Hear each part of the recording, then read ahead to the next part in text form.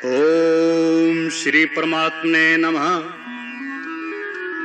नारायणं नमस्कृत्य नरं चैव नरोत्तमं देवीं सरस्वतीं व्यासं ततो जयमुदीरयेत्। अथ श्रीमद् भगवद गीता प्रथमोध्याय। प्रधान विषय। इस अध्याय के 1 से 11 श्लोक तक दोनों सेनाओं के प्रधान शूरवीरों की गणना और सामर्थ्य का कथन, 12 से 19 श्लोक तक दोनों सेनाओं की शंख ध्वनि का कथन, 20 से 27 श्लोक तक अर्जुन द्वारा सेना निरीक्षण का प्रसंग, 28 से 47 श्लोक तक मोह से व्याप्त हुए अर्जुन के कायरता, स्नेह और शोकयुक्त वचन कहे गए।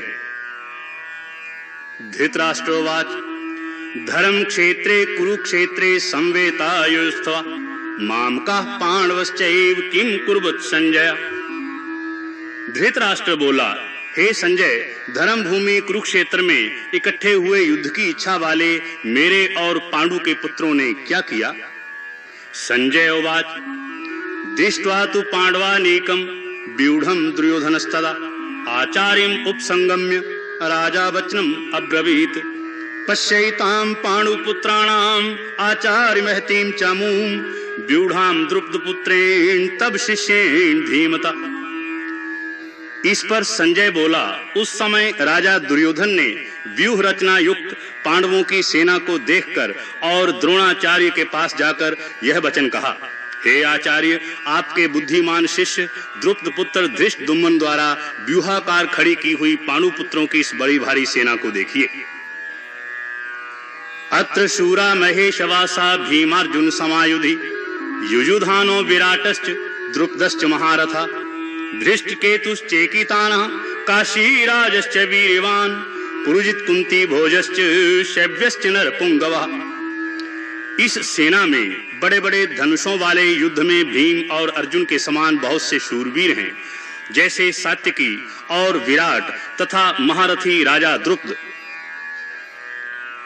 और धृष्टकेतु चेकितान तथा बलवान काशीराज, पुरुजित कुंती भोज और मनुष्यों में श्रेष्ठ शैव्य, युधामन्युश्च विक्रांत उत्तमौजाश्च वीर्यवान सौभद्रौ द्रौपदेयाश्च सर्व एव महारथाः अस्माकं तु विशिष्टा ये तान् निबोध द्विजोत्तम नायका मम सैन्यस्य संज्ञार्थं तान् ब्रवीमिते। और प्राकर्मी युधामन्यु तथा बलवान उत्तमौजा, सुभद्रा पुत्र अभिमन्यु और द्रौपदी के 5 पुत्र, यह सभी महारथी हैं। हे ब्राह्मण श्रेष्ठ, हमारे पक्ष में भी जो प्रधान हैं उनको आप समझ लीजिए। आपके जानने के लिए मेरी सेना के जो सेनापति हैं उनको कहता हूं। भवान भीष्मश्च कर्णश्च कृपश्च समितञ्जयः अश्वत्थामा विकर्णश्च सौमदत्तिस्तथैव च अन्ये च बहवः शूरा मदर्थे त्यक्त जीवितः नाना शस्त्र प्रहरणः सर्वे युद्ध विशारदः। एक तो स्वयं आप और पितामह भीष्म तथा कर्ण और संग्राम विजयी कृपाचार्य तथा वैसे ही अश्वत्थामा विकर्ण और सोमदत्त का पुत्र भूरिश्रवा तथा और भी बहुत से शूरवीर अनेक प्रकार के शस्त्र अस्त्रों से युक्त, मेरे लिए जीवन की आशा को त्यागने वाले सबके सब युद्ध में चतुर हैं। अपर्याप्तम तदस्माकं बलम भीष्माभिरक्षितम पर्याप्तम तुद्मेतेषां बलम भीमाभिरक्षितम ऐनेषु च सर्वेषु यथा भागम अवस्थितः भीष्मेवाभिरक्षन्तु भवन्तः सर्व एव हि। और भीष्म पितामह द्वारा रक्षित हमारी यह सेना सब प्रकार से अजेय है और भीम द्वारा रक्षित इन लोगों की यह सेना जीतने में सुगम है। इसलिए सब मोर्चों पर अपनी अपनी जगह स्थित रहते हुए आप लोग सब के सभी निस्संदेह भीष्म पितामह की ही सब ओर से रक्षा करें। तस्य संजन्यन्य हर्षम कुरु वृद्धः पितामह सिंहनादं विनद्योच्चैः शंखं दधमौ प्रतापवान् तथा शंखाश्च भैर्यश्च पणवानक गोमुखः सहसैवाभ्यहन्यन्त सा शबस्तुमुलो भवत्। इस प्रकार द्रोणाचार्य से कहते हुए दुर्योधन के वचनों को सुनकर कौरवों में वृद्ध बड़े प्रतापी पितामह भीष्म ने उन दुर्योधन के हृदय में हर्ष उत्पन्न करते हुए उच्च स्वर से सिंहनाद के समान गरजकर शंख बजाया। उसके उपरांत शंख और नगारे तथा ढोल मृदंग और नृसिंह आदि बाजे एक साथ ही बजे। उनका वह शब्द बड़ा भयंकर हुआ। ततः श्वेतैर्ह्यैर्युक्ते महती स्यन्दने स्थितौ माधवः पाणवश्चैव दिव्यौ शंखौ प्रदध्मतु पांचजन्यं ऋषिकेशो देवदत्तं धनंजयः पौंड्रम दधमौ महाशंखम भीमकर्मा वृकोदरः। इसके अनंतर सफेद घोड़ों से युक्त उत्तम रथ में बैठे हुए श्री कृष्ण महाराज और अर्जुन ने भी अलौकिक शंख बजाए। उनमें श्री कृष्ण महाराज ने पांचजन्य नामक शंख, अर्जुन ने देवदत्त नामक शंख बजाया, भयानक कर्म वाले भीमसेन ने पौंड्र नामक महान शंख बजाया। अनंत विजयम राजा कुंती पुत्रो युधिष्ठिरः नकुलः सहदेवश्च सुघोषमणि पुष्पिकौ काश्यश्च परमेशवासः शिखंडी च महारथः धृष्टद्युम्नो विराटश्च सात्विकीश्च पराजितः। कुंती पुत्र राजा युधिष्ठिर ने अनंत विजय नामक शंख और नकुल तथा सहदेव ने सुघोष और मणि पुष्पक नाम वाले शंख बजाए। श्रेष्ठ धनुष वाला काशीराज और महारथी शिखंडी और धृष्टद्युम्न तथा राजा विराट और अजय सात्विकी द्रुपदो द्रौपदेयाश्च सर्वशः पृथ्वीपते सौभद्रश्च महाबाहु शंखान दधमुः पृथक् पृथक् सघोषो धार्तराष्ट्राणां हृदयानि विदारयत् नभश्च पृथ्वीं चैव तुमुलो व्यनुनादयन्। तथा राजा द्रुपद और द्रौपदी के पांचों पुत्र और बड़ी भुजा वाला सुभद्रा पुत्र अभिमन्यु, इन सब ने हे राजन अलग अलग शंख बजाए और उस भयानक शब्द ने आकाश और पृथ्वी को भी शब्दायमान करते हुए धृतराष्ट्र पुत्रों के हृदय विदीर्ण कर दिए। अथ व्यवस्थितान् दृष्ट्वा धार्तराष्ट्रान् कपिध्वजः पवृते शस्त्र संवाते धनुर्दुम्य पांडवः ऋषिकेशं तदा वाक्यम् इदमाह महीपते सेनयोरुभयोर्मध्ये रथम स्थाप्य मे अच्युत। हे राजन, उसके उपरांत कपिध्वज अर्जुन ने खड़े हुए धृतराष्ट्र पुत्रों को देखकर उस शस्त्र चलने की तैयारी के समय धनुष उठाकर ऋषि के श्री कृष्ण महाराज से यह वचन कहा, हे अच्युत, मेरे रथ को दोनों सेनाओं के बीच में खड़ा करिए। यावदे तान रीक्षेऽहं योधु कामान अवस्थितान कैरम्या सह योधव्यम अस्मिन् रण समुद्रमे। जब तक मैं इन स्थित हुए युद्ध की कामना वालों को अच्छी प्रकार देख लूं कि इस युद्ध रूप व्यापार में मुझे किन किन के साथ युद्ध करना योग्य है। योतस्यमानान् वेक्षेऽहं या एते यत्र समागतः धार्तराष्ट्रस्य दुर्बुद्धेर युद्धे प्रियचिकीर्षा। और दुर्बुद्धि दुर्योधन का युद्ध में कल्याण चाहने वाले जो जो ये राजा लोग इस सेना में आए हैं, उन युद्ध करने वालों को मैं देखूंगा। संजय उवाच एवं मुक्तो ऋषिकेशो गुडाकेशेन भारत सेनयोरुभयोर्मध्ये स्थापित्वा रथोत्तमम् भीषम द्रोण प्रमुखतः सर्वेषां च महीक्षिताम् उवाच पार्थ पश्येतान् संवेतान् कुरु नीति। संजय बोला, हे धृतराष्ट्र, अर्जुन द्वारा इस प्रकार कहे हुए महाराज श्री कृष्णचंद्र ने दोनों सेनाओं के बीच में भीष्म और द्रोणाचार्य के सामने और संपूर्ण राजाओं के सामने उत्तम रथ को खड़ा करके ऐसे कहा कि हे पार्थ, इन इकट्ठे हुए कौरवों को देख। तत्रा पश्यत स्थितान पार्था पितॄनथ पितामहान आचार्यान् मातुलान् भ्रातॄन् पुत्रान् पौत्रान् सखीस्तथा शशुरान् सुहृदिश्चैव सेनयोरुभयोरपि। उसके उपरांत पृथा पुत्र अर्जुन ने उन दोनों ही सेनाओं में स्थित हुए पिता के भाइयों को, पितामहों को, आचार्यों को, मामों को, भाइयों को, पुत्रों को, पौत्रों को तथा मित्रों को, ससुरों को और सुहृदों को भी देखा। तान समीक्ष्य स कौन्तेयः सर्वान् बन्धून् अवस्थितान् कृपया पर्याविष्टो विषीदन् इदमब्रवीत्। इस प्रकार उन खड़े हुए संपूर्ण बंधुओं को देखकर वह अत्यंत करुणा से युक्त हुआ कुंती पुत्र अर्जुन शोक करता हुआ यह बोला। अर्जुनोवाच दृष्ट्वेमं स्वजनं कृष्ण युयुत्सवं समुपस्थितं सीदन्ति मम गात्राणि मुखं च परिशुष्यति वेपतुश्च शरीरे मे रोमहर्षश्च जायते। हे कृष्ण, इस युद्ध की इच्छा वाले खड़े हुए स्वजन समुदाय को देखकर मेरे अंग शिथिल हुए जाते हैं और मुख भी सूखा जाता है और मेरे शरीर में कंप तथा रोमांच होता है।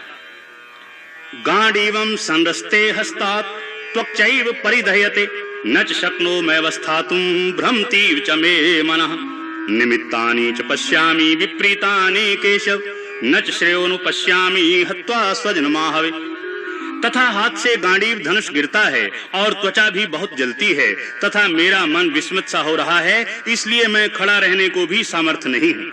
और हे केशव, लक्षणों को भी विपरीत ही देखता हूँ तथा युद्ध में अपने कुल को मारकर कल्याण भी नहीं देखता हूँ।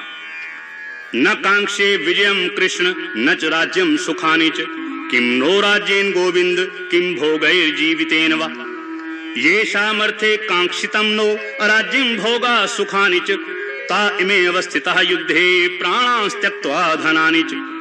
और हे कृष्ण, मैं विजय को नहीं चाहता और राज्य तथा सुखों को भी नहीं चाहता। हे गोविंद, हमें राज्य से क्या प्रयोजन है अथवा भोगों से और जीवन से भी क्या प्रयोजन है, क्योंकि हमें जिनके लिए राज्य भोग और सुख आदि इच्छित हैं वे ही यह सब धन और जीवन की आशा को त्याग कर युद्ध में खड़े हैं।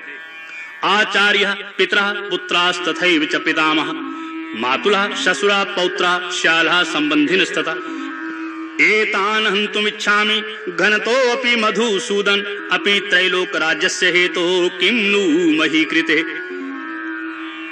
जो के गुरुजन, ताऊ, चाचे, लड़के और वैसे ही दादा, मामा, ससुर, पोते, साले तथा और भी संबंधी लोग हैं, इसलिए हे मधुसूदन, मुझे मारने पर भी अथवा 3 लोक के राज्य के लिए भी मैं इन सब को मारना नहीं चाहता, फिर पृथ्वी के लिए तो कहना ही क्या है। निहत्य धार्तराष्ट्रान्न का प्रीति स्यात् जनार्दन पापमेवा श्रेयदस्मान् हत्वा तान् ततायिनः। हे जनार्दन, धृतराष्ट्र के पुत्रों को मारकर भी हमें क्या प्रसन्नता होगी, इन आतताइयों को मारकर तो हमें पाप ही लगेगा। तस्मान् नार्हा वयं हन्तुं धार्तराष्ट्रान् स्वबान्धवान् स्वजनं हि कथं हत्वा सुखिनः स्याम माधव। यद्यपि एते न पश्यन्ति लोभोपहत चेतसः कुलक्षय कृतं दोषं मित्रदोहे च पातकम्। इससे हे माधव, अपने बांधव धृतराष्ट्र के पुत्रों को मारने के लिए हम योग्य नहीं हैं, क्योंकि अपने कुटुंब को मारकर हम कैसे सुखी होंगे।